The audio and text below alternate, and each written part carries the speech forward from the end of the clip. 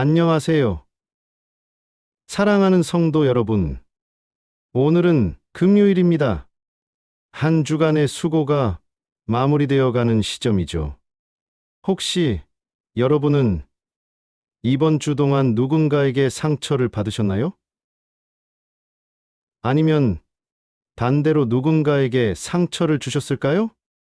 우리가 살아가면서 가장 어려운 일 중 하나가 바로 관계입니다. 사람과 사람 사이에서 벌어지는 갈등, 오해, 상처들, 때로는 가족끼리도, 친구끼리도, 직장 동료들끼리도 서로 마음의 상처를 주고받습니다. 그런데 이상한 것은 우리가 가장 사랑하는 사람들에게 더 큰 상처를 받기도 하고, 더 큰 상처를 주기도 한다는 사실입니다. 여러분의 구독과 좋아요가 더 많은 분들에게 하나님의 사랑을 전하는 통로가 됩니다. 자, 그럼 이제 함께 오늘의 말씀을 펼쳐보겠습니다. 그때 베드로가 나와 이르되 주여, 형제가 내게 죄를 범하면 몇 번까지 용서하여 주리이까? 7번까지 하오리이까? 마태복음 18장 21절 말씀입니다. 아멘. 베드로의 이 질문을 보면 참으로 인간적이라는 생각이 듭니다. 용서에도 한계가 있지 않을까 하는 마음이 느껴집니다. 당시 랍비들은 보통 3번까지 용서하라고 가르쳤습니다. 그런데 베드로는 7번까지라고 했으니 자신이 꽤 관대한 제안을 한다고 생각했을 것입니다. 그런데 예수님의 대답은 어떠셨습니까? 7번뿐 아니라 7번에 70번까지라도 할지니라 고 하셨습니다. 490번까지라는 뜻이겠죠? 아니, 사실은 숫자의 문제가 아니라 뜻 없이 용서하라는 말씀입니다. 제가 얼마 전 병원에서 만난 한 할머니 이야기를 해드리겠습니다. 70이 넘으신 그 할머니는 30년 전에 남편의 외도로 이혼을 하셨습니다. 그 후 홀로 2자녀를 키우시며 정말 힘든 세월을 보내셨습니다. 그런데 몇 년 전 남편이 중병에 걸려 병원에 입원했다는 소식을 들으셨습니다. 처음에는 이제 벌을 받는구나라고 생각하셨답니다. 하지만 며칠이 지나면서 마음이 편하지 않으셨습니다. 그래서 병원을 찾아가셨는데 그 전 남편은 이미 의식을 잃은 상태였습니다. 그 할머니는 그 병상 앞에서 이렇게 말씀하셨답니다. 여보, 이제 다 용서할게요. 우리 함께 살았던 좋은 시절도 있었잖아요. 신기하게도 그 말을 한순간부터 30년 동안 가슴에 품고 있던 분노와 원망이 사라졌다고 하십니다. 그리고 며칠 후 그 전 남편은 평안하게 세상을 떠났습니다. 할머니는 이렇게 말씀하셨습니다. 목사님, 용서는 상대방을 위한 것이 아니라 나를 위한 것이었어요. 30년 동안 원망에 갇혀 살았는데 용서하고 나니 내가 자유로워졌어요. 이것이 바로 용서의 놀라운 능력입니다. 용서는 상대방을 위해서 하는 것이 아닙니다. 바로 나 자신을 위해서 하는 것입니다. 현대 심리학에서도 이를 뒷받침합니다. 분노와 원망은 우리 몸의 스트레스 호르몬인 코르티솔을 계속 분비시킵니다. 이 호르몬이 장기간 분비되면 면역력이 떨어지고 혈압이 올라가며 심지어 암 발병률도 높아진다고 합니다. 반대로 용서를 하면 행복 호르몬인 세로토닌과 엔돌핀이 분비되어 몸과 마음이 건강해집니다. 그런데 용서가 쉽지 않습니다. 특히 깊은 상처를 받았을 때는 더욱 그렇습니다. 어떻게 그런 일을 한 사람을 용서해요? 라고 묻는 분들이 많습니다. 성경에 나오는 요셉의 이야기를 보십시오. 그는 형들에게 팔려서 이집트로 끌려갔습니다. 얼마나 억울했겠습니까? 가족들에게 배신당하고 노예로 팔려가는 그 심정이 어떠했을까요? 그 후에도 온갖 시련과 고난을 겪었습니다. 하지만 요셉은 나중에 총리가 되어 기근으로 찾아온 형들을 만났을 때 이렇게 말합니다. 당신들이 나를 이곳에 판 것을 근심하지 마소서, 한탄하지 마소서. 하나님이 생명을 구원하시려고 나를 당신들보다 먼저 보내셨나이다. 요셉은 자신에게 일어난 모든 일을 하나님의 섭리 안에서 이해했습니다. 그래서 용서할 수 있었습니다.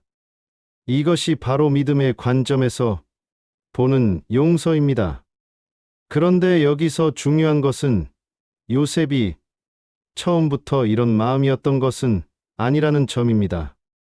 성경을 자세히 읽어보면 요셉도 처음에는 분명히 원망하고 괴로워했을 것입니다. 하지만 시간이 흐르면서 하나님과의 관계 속에서 점차 용서의 마음을 갖게 되었습니다. 용서는 하루아침에 되는 것이 아닙니다. 용서는 과정입니다. 마치 상처가 아물어가는 과정과 같습니다. 처음에는 아픕니다. 하지만 시간이 지나면서 서서히 아물어갑니다. 그리고 언젠가는 흉터만 남고 아프지 않게 됩니다. 제가 알고 있는 한 목사님 이야기입니다. 그분은 젊은 시절 가장 가까운 동역자로부터 큰 배신을 당했습니다. 교회 재정을 맡겼는데 그 돈을 가지고 사라져 버린 것입니다.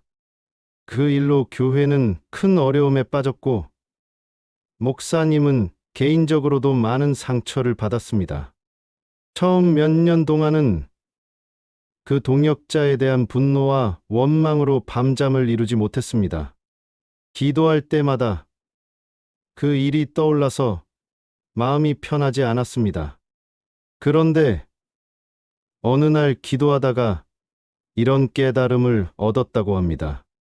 내가 지금 그 사람을 원망하며 사는 것은 그 사람이 내 마음을 2번 훔쳐간 것과 같다. 돈을 1번 훔쳐가고 내 평안까지 또 1번 훔쳐가는 것이다. 그날부터 그 목사님은 매일 그 동역자를 위해 기도하기 시작했습니다. 축복해달라고, 회개할 수 있게 해달라고, 건강하게 해달라고. 처음에는 억지로 하는 기도였지만 몇 달이 지나면서 진심으로 그 사람의 행복을 바라게 되었다고 합니다. 이것이 바로 용서의 실제적인 방법입니다. 상대방을 위해 기도하는 것입니다. 처음에는 억지로라도, 나중에는 진심으로 그 사람의 행복을 위해 기도하는 것입니다. 경제학에 매몰 비용이라는 개념이 있습니다. 이미 투자해서 돌이킬 수 없는 비용을 말합니다. 현명한 경영자는 매몰 비용에 연연하지 않고 미래를 위한 새로운 결정을 내립니다. 용서도 마찬가지입니다. 이미 받은 상처는 매몰 비용과 같습니다. 그것에 계속 연연해봤자 더 큰 손해만 볼 뿐입니다. 그런데 용서에는 조건이 있습니다. 상대방이 사과해야 용서할 수 있다고 생각하는 분들이 많습니다. 하지만 성경적인 용서는 무조건적입니다. 상대방이 사과하든 안 하든, 뉘우치든 안 뉘우치든 우리는 용서해야 합니다. 왜냐하면 용서는 상대방을 위한 것이 아니라 나를 위한 것이기 때문입니다. 내가 자유로워지기 위해서, 내가 평안해지기 위해서, 내가 사랑할 수 있게 되기 위해서 용서하는 것입니다.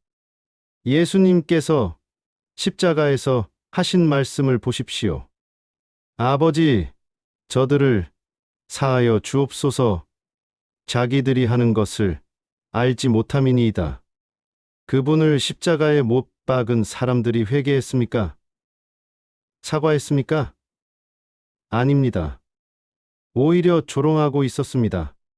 그런데도 예수님은 먼저 용서하셨습니다. 이것이 바로 하나님의 사랑입니다. 조건 없는 사랑, 먼저 베푸시는 사랑입니다. 우리도 그런 사랑을 배워야 합니다. 그런데 여기서 오해하지 말아야 할 것이 있습니다. 용서한다고 해서 잘못을 묵인하거나 무조건 참으라는 뜻은 아닙니다. 용서와 경계 설정은 다른 문제입니다. 용서는 마음의 문제이고 경계 설정은 지혜의 문제입니다. 성경에도 뱀같이 지혜롭고 뒤둘기같이 순결하라는 말씀이 있습니다. 사람을 용서하되 같은 잘못이 반복되지 않도록 지혜롭게 대처해야 합니다. 용서는 바보가 되라는 뜻이 아닙니다. 최근 뇌과학 연구에 따르면 용서를 하면 뇌의 전두엽이 활성화된다고 합니다. 전두엽은 판단력과 창의력을 담당하는 부분입니다. 반대로 분노와 원망을 하면 편도체가 활성화되어 감정적으로 흥분하게 됩니다. 결국 용서는 우리를 더 지혜롭고 창의적으로 만들어주는 것입니다. 제가 상담했던 한 부부 이야기를 해드리겠습니다. 결혼 20년 차인데 남편이 회사 동료와 불륜을 저질렀습니다. 아내는 큰 충격을 받았습니다. 이혼을 고민하기도 했습니다.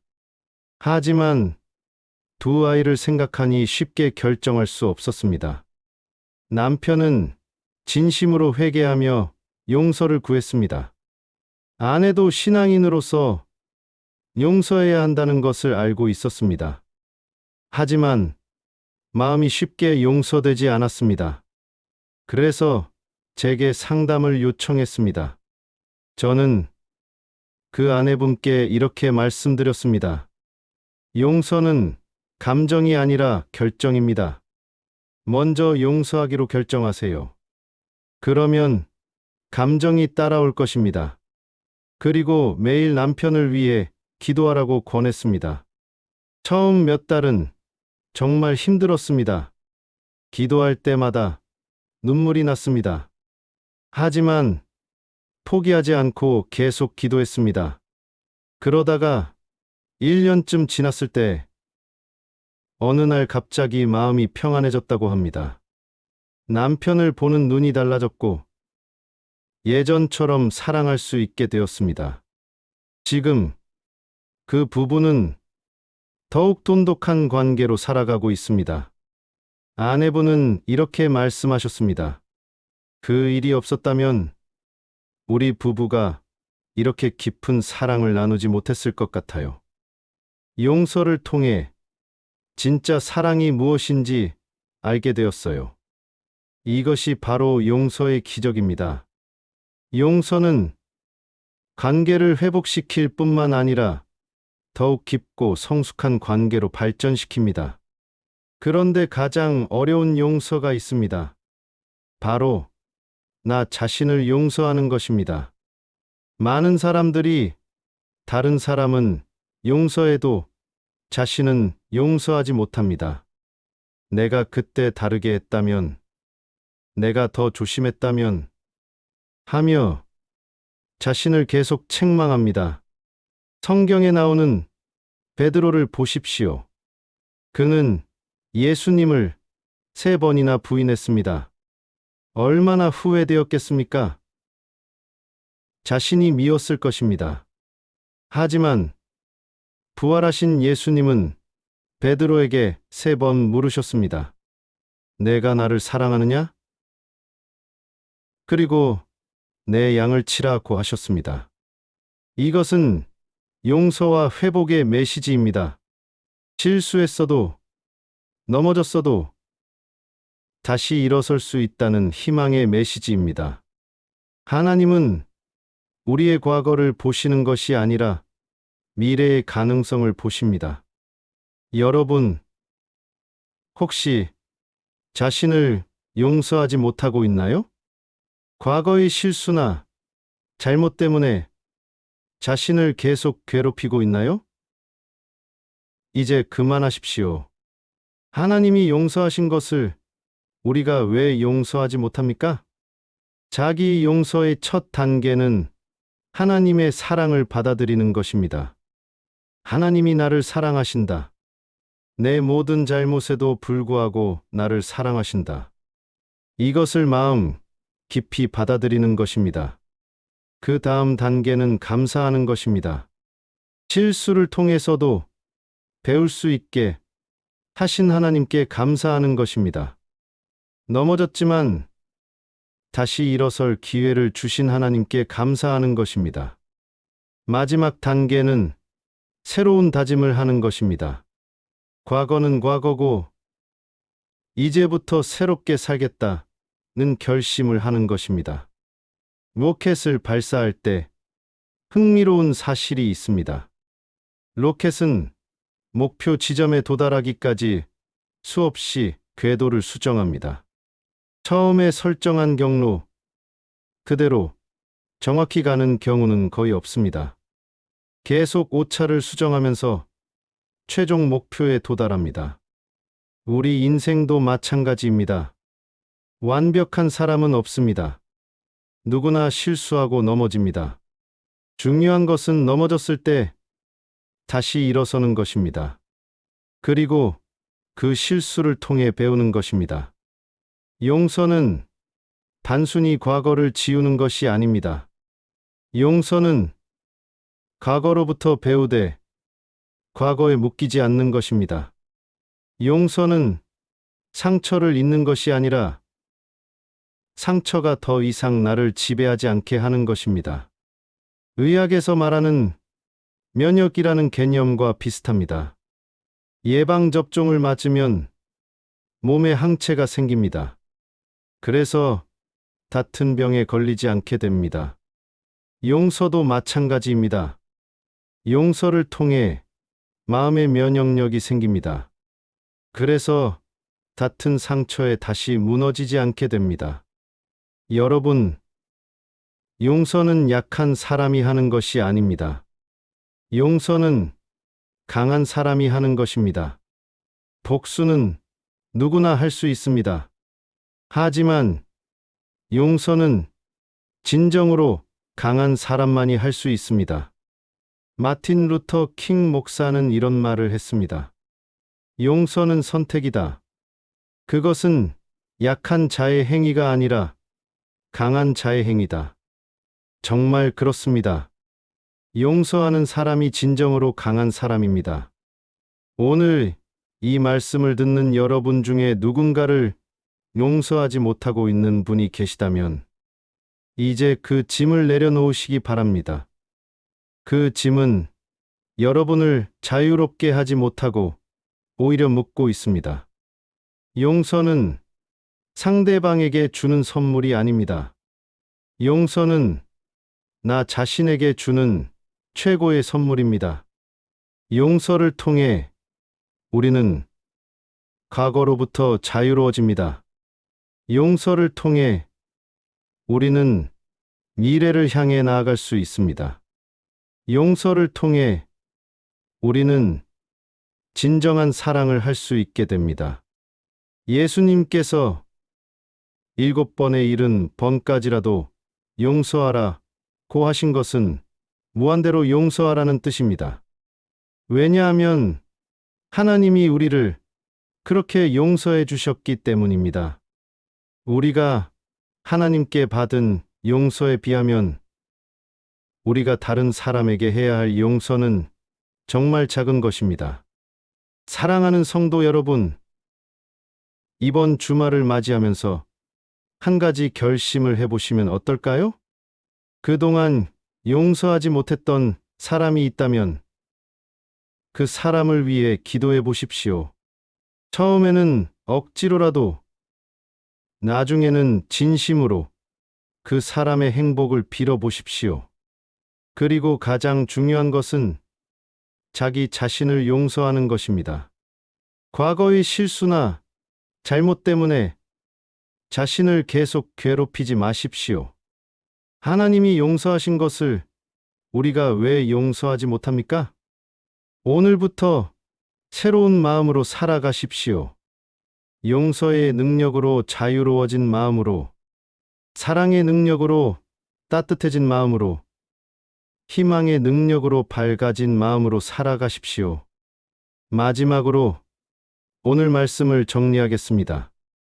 용서는 상대방을 위한 것이 아니라 나 자신을 위한 것입니다. 용서는 감정이 아니라 결정입니다. 먼저 용서하기로 결정하면 감정이 따라옵니다. 그리고 용서는 과정입니다. 하루아침에 되지 않지만 포기하지 않고 계속하면 반드시 이루어집니다. 무엇보다 자기 자신을 용서하는 것이 가장 중요합니다. 하나님의 사랑을 받아들이고 과거로부터 자유로워지십시오. 이제 오늘 말씀을 마무리하며 우리 모든 성도들을 위해 함께 기도드리겠습니다.